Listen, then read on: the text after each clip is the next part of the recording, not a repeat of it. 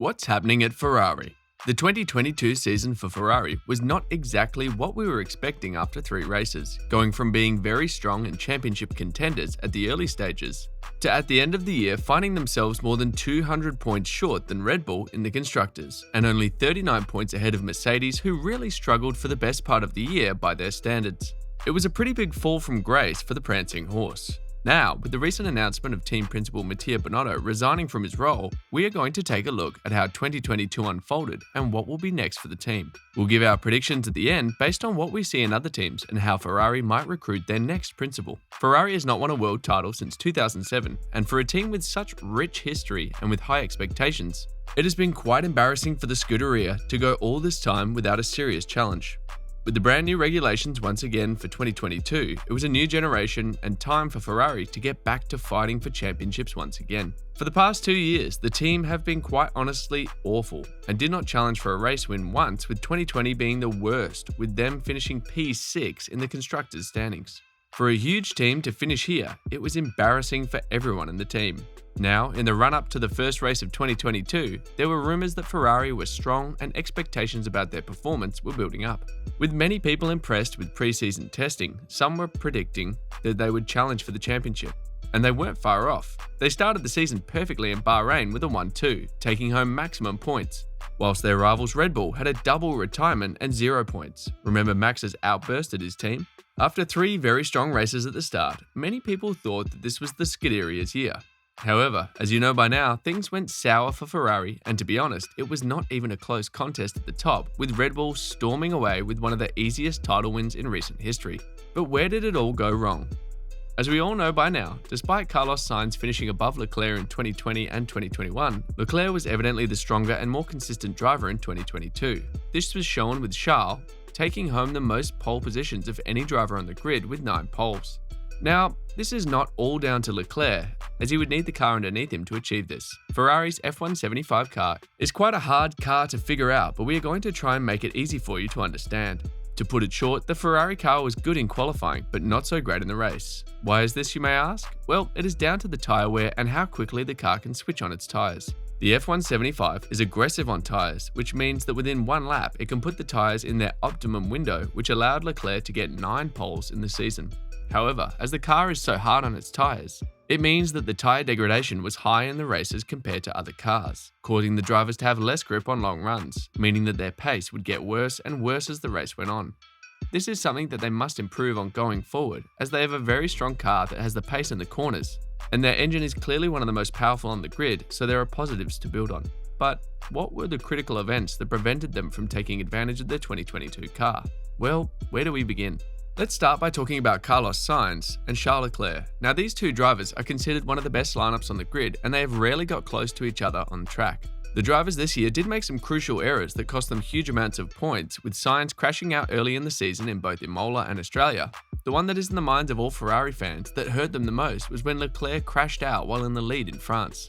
Now, of course, the failing of the season can't be pinpointed to this crash alone, but this is something that drivers like Hamilton or Verstappen do not do when under the most pressure in a title fight. Leclerc must take these errors out of his game, so he is championship ready in 2023. Well, as you all know, Ferrari has seen a lot of transition over the years, with changes in their managerial positions, including engineers, all the way to team principal. For years, Jean Todt led the team in the right place for titles, but since he left it in 2008, they have not come close to the same success and dynamic. Mattia Binotto's story at Ferrari starts at the grassroots level of the engineering side. He joined Scuderia Ferrari in 1995 as an engineer on the test team, and from 1997 to 2003, was an engineer in the F1 race team during the very successful Michael Schumacher era, Jean Todt being the principal at that time. Fast forward to 2019, where Binotto had climbed up the ladder and was appointed as team principal.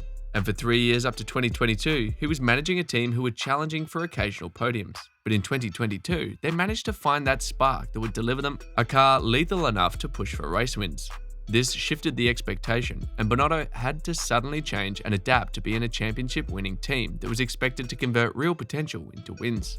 Binotto just did not seem to adapt well, and he seemed like he was just not ready to manage such big expectations. He employed a no-blame idea, which means that no matter how stupid the mistake was, you do not blame the individual at all. This idea was criticized by some as to be a championship-winning team principle like Toto Wolff or Christian Horner. You have to put ownership and blame on the driver or engineer for them to improve. This was what Binotto did for all the strategy errors that were made. He backed every single decision that the team made, even though everyone knew that the decision was wrong, to go onto the hards in Hungary, for example. However, there were some successes in what Binotto did as team principal in 2022. Let's not forget, he actually did provide the team with a car that was able to fight for race wins, which had not been done for 2 years. He has brought in Carlos Sainz, who has been a very good fit not only for the team on track, but also for the team off track, as he has formed a good relationship with Leclerc, which provides fewer inter-team clashes. So while much good was done by Binotto, it seemed like most people thought he was out of his depth. Ferrari, now having departed ways with Binotto, still have a lot of things that they need to improve on before they get to Red Bull's level. They have to, of course, improve the car and address the tyre degradation issues. They must stay up to date with developments throughout the whole season to remain competitive ahead of other teams. They need to address engine reliability too, as they have been too unreliable, with Leclerc losing several wins because of engine issues. To win championships consistently, as Mercedes did for so long, you have to have the pace in the car, but their reliability has to be top-notch and is not right now. Finally, a change that absolutely must happen for Ferrari in 2023, a complete overhaul of their race strategy, which has been highly criticized by pundits and presenters, and at times, some strategy calls in 2022 have been inexplicable. And finally, what is next for Mattia Binotto, and who will replace him for the coming season? Well, the rumor mill has been moving fast on that one, and even the likes of Christian Horner had come out to dismiss whispers of a potential move to Scuderia. However, it is looking more and more likely that the current Alfa Romeo team principal Fred Vasseur will be taking the job. As that rumor develops, we are unsure how he will do in a big team with such expectations, but he has a lot of experience that he can bring to the team. That rumor will be comforting to Leclerc, who was given his F1 debut by Vasseur at Alfa Romeo. They have also seen rumors that Binotto will not only be senior person to lead the team and others could follow.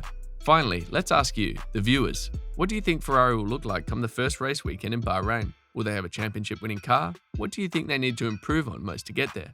Let us know in the comments below. Click like and subscribe. Thank you for watching.